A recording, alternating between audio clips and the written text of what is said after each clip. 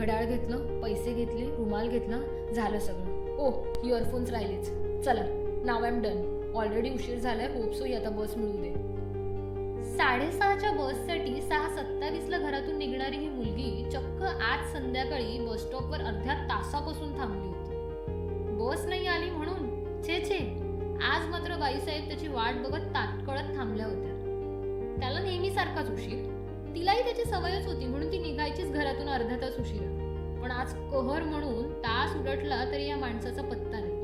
एकीकडे या माणसाचा पत्ता नाही आणि दुसरीकडे त्या 40 नंबरचा. 40 नंबरसाठी तिथे हा बिचारा कधीपासून थांबला होता. आत्ता येईल म्हणून भूक लागली असताना सुद्धा निघता पाय निघत नव्हता. मग शेवटी पाय निघालाच आणि नेमकी बस आली. यांनी पाठी वळून बघितलं आणि तसाच बस मागे धावत पळाला. एवढ्या वेळपासून तशा बसेसही नव्हत्या ना. गर्दी खूप होती म्हणून स्टॉपला बसही बराच वेळ थांबलेली. हा वेळेवर पोचला पण ती वेळ त्याची नव्हती. चुकीच्या बससाठी धावत होता हा मूर्ख. 448 बस होती ती, 40 नाही. तिथे वैतागलेली ती फायनली त्याला बघून हसू लागली. अरे वेड्या, धावत त्या बससाठी आलास आणि अशीच बस सोडून दिलीस? अगं मला वाटलं 40 नंबर आहे म्हणून. बाय द वे, तू कुठच्या बससाठी थांबलीस?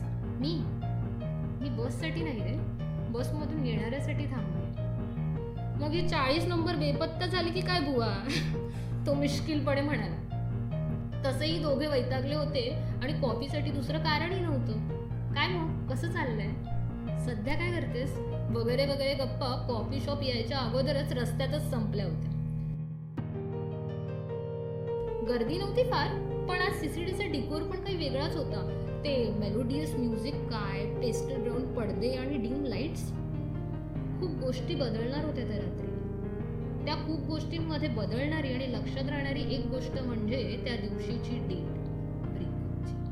2016 संपून 17 लागणार होतं ना.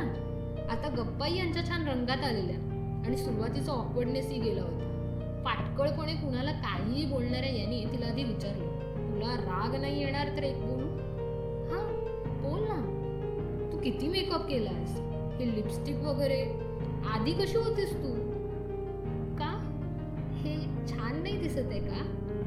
बिचारीने रागवण्यापेक्षा रडक्या सुरातच विचारलं. नाही अगं, तू खूप छान दिसतेस. आधी कसली मॅटशॉप दिसायचीस ना म्हणून. माती खाल्ली. त्या कॉफी शॉप मध्ये अजून एक कपल सुद्धा आलं होतं.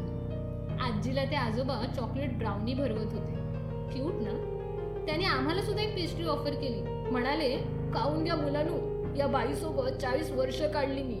या कडू गोष्टीसाठी तोंड गोड करा. 40 ओ शिट, यामध्ये बऱ्याच 40 नंबर येऊन गेले असावेत. 10:30 झाले.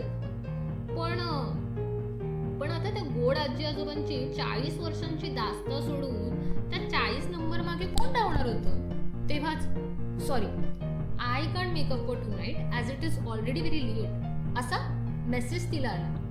पहिल्यांदाच 1 तास थांबून 2 तास घालवून समोरच्या माणसाचा असा मेसेज बघून तरीही चेहऱ्यावर स्माईल होतो.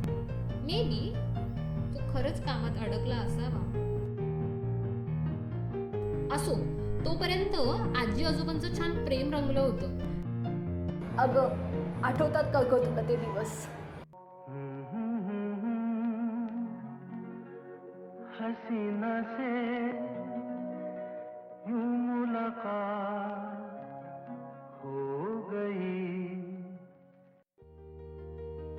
काही गोष्टी रिलेट झाल्यामुळे कधी तो तर कधी ती एकमेकांकडे बघून हसत होते. काय हो तुम्ही त्या मुलांसमोर कोणत्या गोष्टी करताय? जाऊ दे, गॉड ब्लेस यू हा बच्चा, आम्ही निघतो असं म्हणत ते आजी आजोबा डोक्यावर हात ठेवून निघून गेले. 11 वाजले होते आता. 1 more hour to go. 2016च्या शेवटच्या दिवशी हे दोघं 2012च्या इयर एंडिंगला पोहोचले होते. Nostalgic you know.